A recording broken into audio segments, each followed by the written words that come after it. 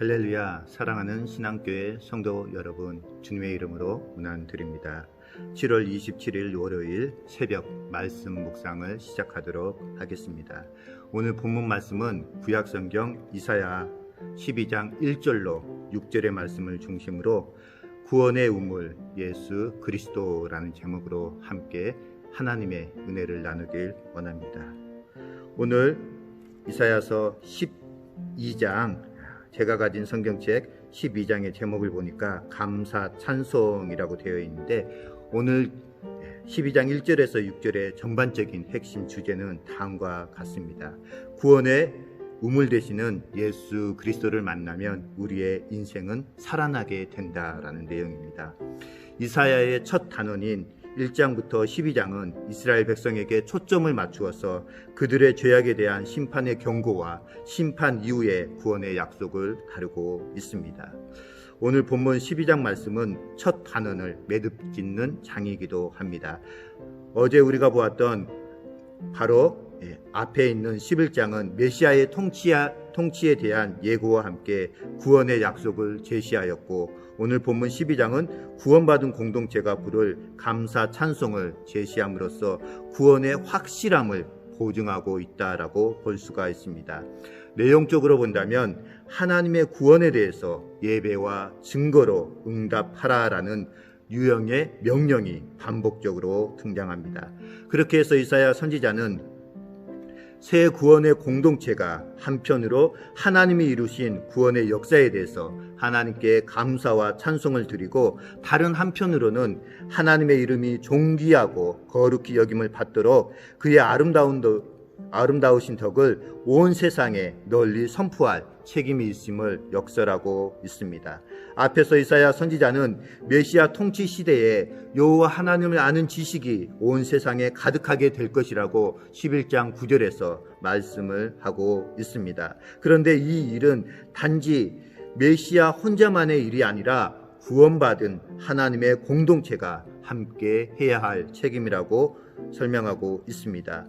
여호와의 찬송을 위해 지음받은 우리들 또한 하나님의 백성의 증인으로서 세움받기 위해 힘써야 하겠습니다. 그래서 이사야 선지자는 이사야서 43장 21절에서 다음과 같이 고백하고 있습니다.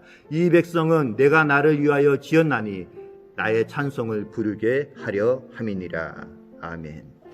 김남준 목사님의 내 인생의 목적 하나님이라는 생명의 출판사의 생명의 말씀사에서 나온 내용의 글이 있습니다.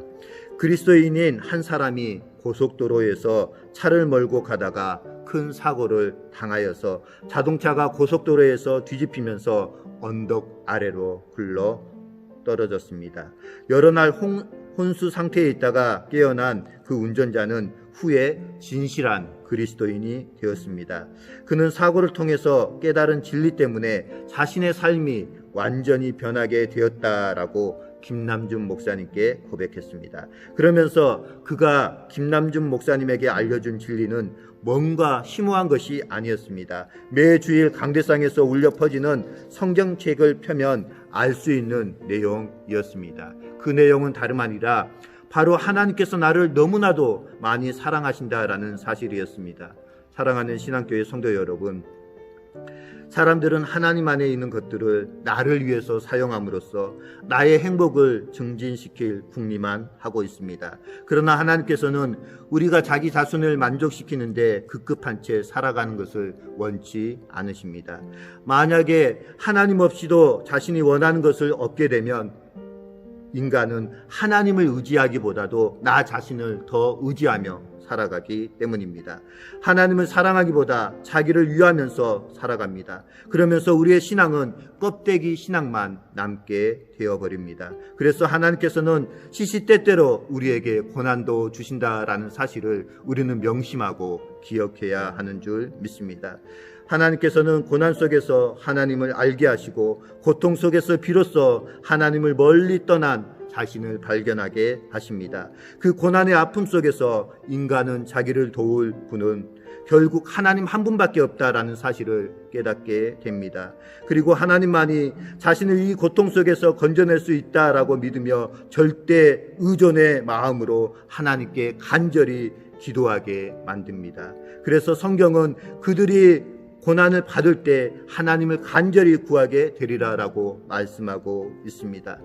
사랑하는 신안의 성도 여러분, 우리는 물 없이 하루도 살아갈 수가 없습니다.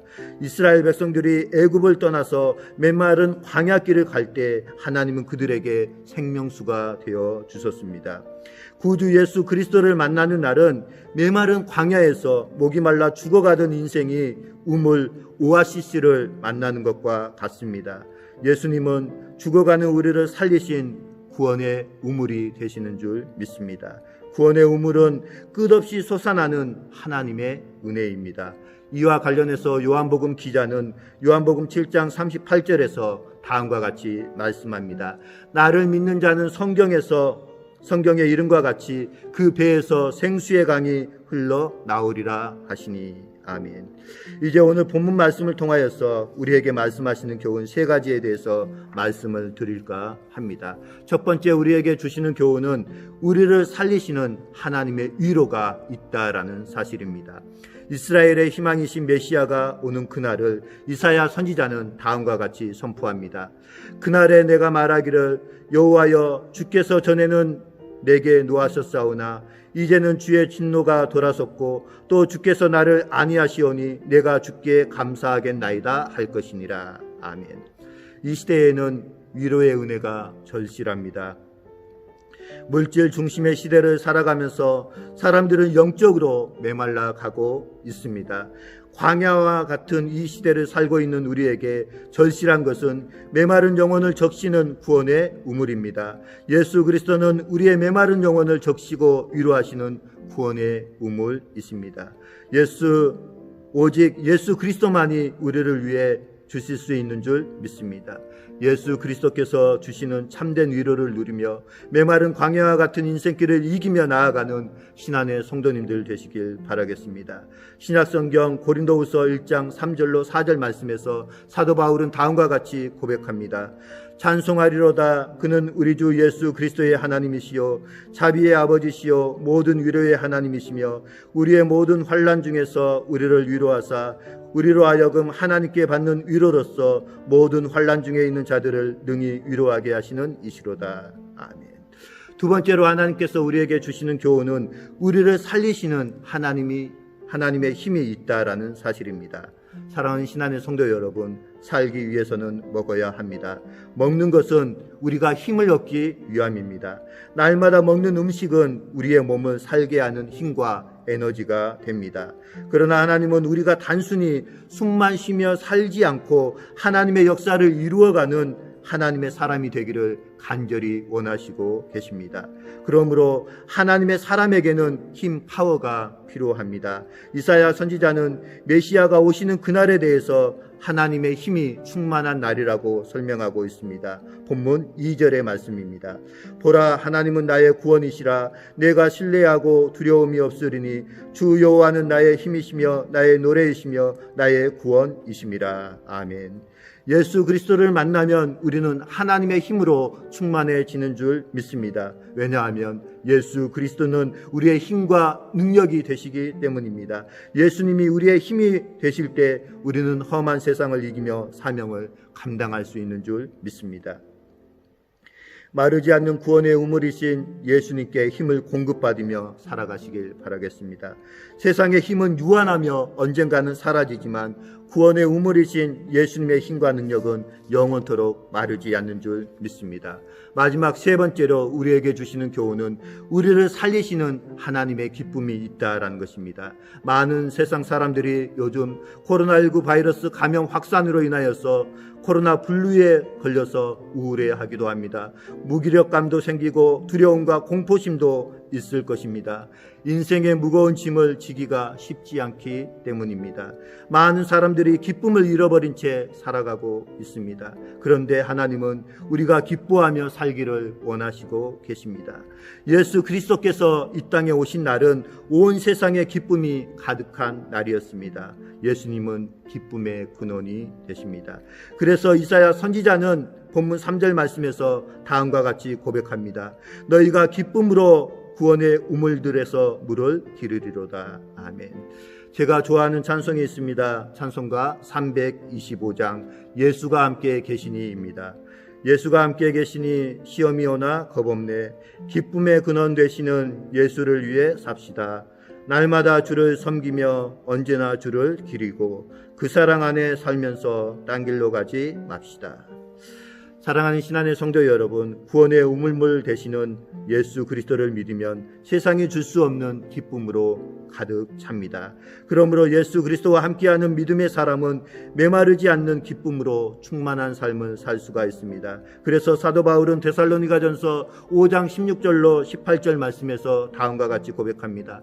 항상 기뻐하라, 쉬지 말고 기도하라, 범사에 감사하라. 이는 그리스도 예수 안에서 너희를 향하신 하나님의 뜻이니라. 아멘. 힘들고 지쳐 메마른 광야와 같은 인생길을 우울하게 홀로 걸어가고 있지는 않으십니까? 구원의 우물 되시는 예수 그리스도와 그 길을 함께 걸어가실 수 있기를 간절히 소망합니다. 우리가 광야와 같은 인생길에서도 안위를 얻고 기쁨을 누릴 수 있는 이유는 구원의 우물이신 예수 그리스도께서 우리와 함께 하시기 때문입니다. 우리 주님께서는 다음과 같은 말씀으로 우리를 위로해 주시고 힘을 주십니다. 이사야서 43장 1절로 2절의 말씀인데요. 제가 봉독해 드리겠습니다. 야곱아, 너를 창조하신 여호와께서 지금 말씀하시느니라. 이스라엘아, 너를 지으신 이가 말씀하시느니라. 너는 두려워하지 말라. 내가 너를 구속하였고 내가 너를 지명하여 불렀나니 너는 내 것이라. 아멘. 그렇습니다. 전능하신 하나님께서 저와 사랑하는 신안의 성도님들을 일일이 지명하여 부르셨고 내 것이라 인치셨고 두려워하지 말라라고 말씀하셨습니다. 예수님께서는 요한복음 7장 37절 말씀에서 누구든지 목마르거든 내게로 와서 마시라라고 말씀하셨습니다. 예수 그리스도 안에 가득한 위로와 힘, 기쁨을 길어 올리며 새롭게 시작하는 이번 한 주, 또 7월의 마지막 주간을 하나님께 감사드리며 하나님만 찬양하는 한 주간의 삶으로 바꾸어 나가시길 주님의 이름으로 간절히 축원드립니다. 이 시간 공동체 기도 제목으로 함께 기도하시며 나아가길 원합니다.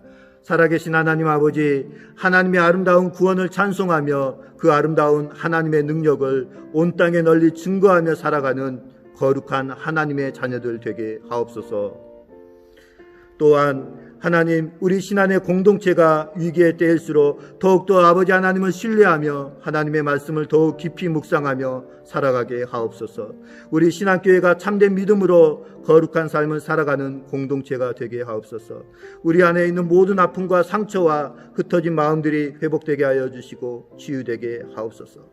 4차 담임 목사님 청빙의 모든 절차 과정 가운데 성령 하나님께서 친히 간섭하여 주시고 당해온 장로님들에게 하늘의 지혜와 능력으로 이끌어 주옵소서. 우리 신학교의 개인 경건 생활이 위축되지 않게 하시고 각자가 처한 환경 가운데서 말씀 붙들고 기도로 승리하는 삶을 살게 하옵소서. 우리 각 교구의 자녀들의 학업과 직장과 또 사업장과 취업 문제를 살피시고 형통한 길로 인도하옵소서. 마지막으로 지금도 코로나19로 인하여서 아파하고 힘들어하고 있는 세상의 많은 영혼들, 특별히 코로나와 사투하고 있는 의료진들에게 지치지 않는 체력을 허락하여 주시고 하루속히 치료 백신이 개발되어짐으로 말미암아 이 코로나 상황이 하루속히 종식되게 하옵소서. 우리를 사랑하여 주신 거룩하신 예수 그리스도의 이름으로 감사하며 축복하며 기도드리옵나이다. 아멘. 사랑하는 신안의 모든 성도 여러분, 이번 7월 마지막 한 주도 주님이 주신 힘과 능력으로 힘있게 살아가시는 우리 신안의 성도님들 되시길 주님의 이름으로 축복드립니다. 사랑하는 신안의 모든 성도 여러분, 사랑하고 축복합니다. 사랑합니다.